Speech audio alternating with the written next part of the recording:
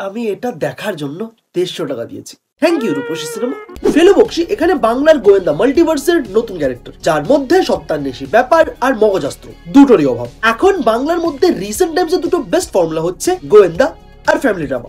তো ফেলু বক্সির মেকার্স একটা great idea এই দুটো জনরার পেছন একসাথে মানার, যার আনওয়ান্টেড রেজাল্ট হচ্ছে ফেলু বক্সি, যেখানে মেকার্স টোটালি কনফিউজড তারা ফেলুদা বানাবে নাকি ব্যোমকেশ বানাবে, যার শেষ পর্যন্ত তারা ডিসাইড করলো না, তারা অডিয়েন্সদের টিয়া বানাবে। এখন ফেলু বক্সি মুভির story line as generic as possible. একটা মার্ডার হয়েছে যার সাসপেক্টস এখানে সবাই যারাই ভিক্টিমের সাথে কোনো না কোনো ভাবে যুক্ত।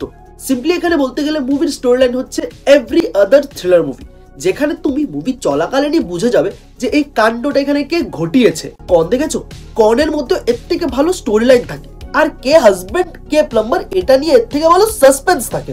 আর এই মুভির পারফরমেন্সেস, যেখানে সোহমদা অনেস্টলি ট্রাই করেছে, বাট এখানে স্ক্রিপ্ট সোহমদাকে ফেল করেছে নাকি এক্সিকিউশন ওইটা ভেবে দেখার ব্যাপার। ডিটেকটিভ মানে ফেলুদা, ব্যোমকেশ বক্সি বা শার্লক হোমস, তাদের বডি ল্যাঙ্গুয়েজ অনেকটা শার্প হবে, অনেকটা ইন্টিমিডেটিং হবে, কিন্তু এখানে সোহমদার বডি ল্যাঙ্গুয়েজ তো দূরের কথা, বডি।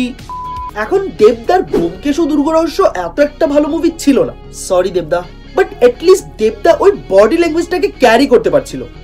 বাট এখানে ফেলু বক্সির চরিত্রে সোহমদা, মুভির মধ্যে দেখানো অ্যাকশন সিকোয়েন্সও এত আহামরি কিছু নয়, ডিসেন্ট বলতে পারো, বাট কিছু কিছু সিকোয়েন্সে সোহমদা এখানে নিজের বডি নাড়াতে পারছে না, এন্ড দ্য গুনস আর লাইক আহারে বেচারা, দাদা তোমার কষ্ট করতে হবে না, আমি সামনে আসছি, তুমি আমায় মেরে নাও। সোহমদাকে এখানে কিছু কিছু অ্যাকশন সিকোয়েন্সে দেখা was surely uncomfortable, at least for me, and honestly এই ব্যাপারটা নিয়ে জোক মারতে আমার খারাপ লাগছে। মুভির ডিউরেশন এখানে 2 ঘন্টা 30 মিনিট, যেটা নর্মালি বেশি ডিউরেশন না, বাট স্টিল হলে টাইম কাটছিল না। কিন্তু এর কন্ট্রারি মেকার্স এখানে মুভিতে অডিয়েন্সের ভালো কেটেছে। আর এখানে এই মুভির রোমান্টিক পোর্শন, এই রোমান্টিক পোর্শনের এতটাও দরকার ছিল কি?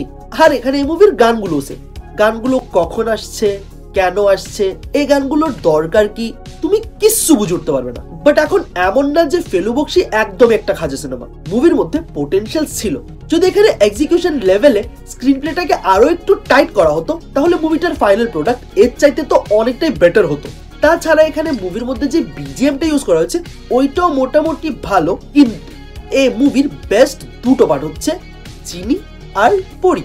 মুভিতে কিছু তো মিষ্টি ছিল, টোটাল দুটো, 4টে ভালো জিনিস।